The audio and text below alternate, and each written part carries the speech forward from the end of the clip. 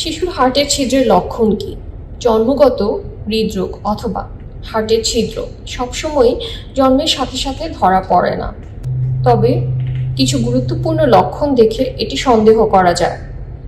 যে লক্ষণগুলো কখনোই অবহেলা করবেন না: খাবার খেতে গিয়ে হাঁপিয়ে যাওয়া, বিরতি নেওয়া, দ্রুত শ্বাস নেওয়া, বুকের নিচের অংশ ডেবে যাওয়া অথবা অতিরিক্ত ঘেমে যাওয়া, পর্যাপ্ত খাওয়ার পরও ওজন অথবা উচ্চতা স্বাভাবিকভাবে বৃদ্ধি না পাওয়া, বারবার নিউমোনিয়া বা শ্বাসকষ্ট হওয়া, বিশ্রাম কিংবা ঘুমের সময় দ্রুত শ্বাস নেওয়া কিংবা বুকের নিচের অংশ ডেবে যাওয়া, ঠোঁট, জিহ্বা বা নখ নিচে হয়ে যাওয়া।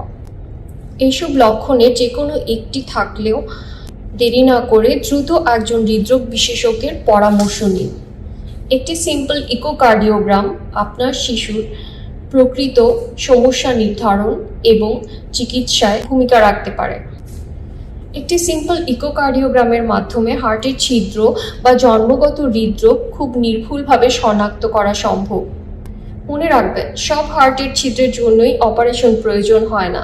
কিছু কিছু ছিদ্র সময়ের সাথে নিজে নিজে বন্ধ হয়ে যায়, আবার কিছু কিছু ক্ষেত্রে ওষুধের মাধ্যমে সিমটম কন্ট্রোল এটিকে নিয়ন্ত্রণে রাখা সম্ভব, যাতে হার্টের ভিতরে রক্তচাপ বেড়ে না যায়, শিশু বারবার নিউমোনিয়ায় আক্রান্ত না হয় এবং সময়ের সাথে সাথে আস্তে আস্তে ছিদ্রটি ছোট হয়ে আসে কিংবা বন্ধ হয়ে যায়। মনে রাখবেন, সময় মতো রোগ নির্ণয় আপনার শিশুর সুস্থ ভবিষ্যতের চাবিকাঠি।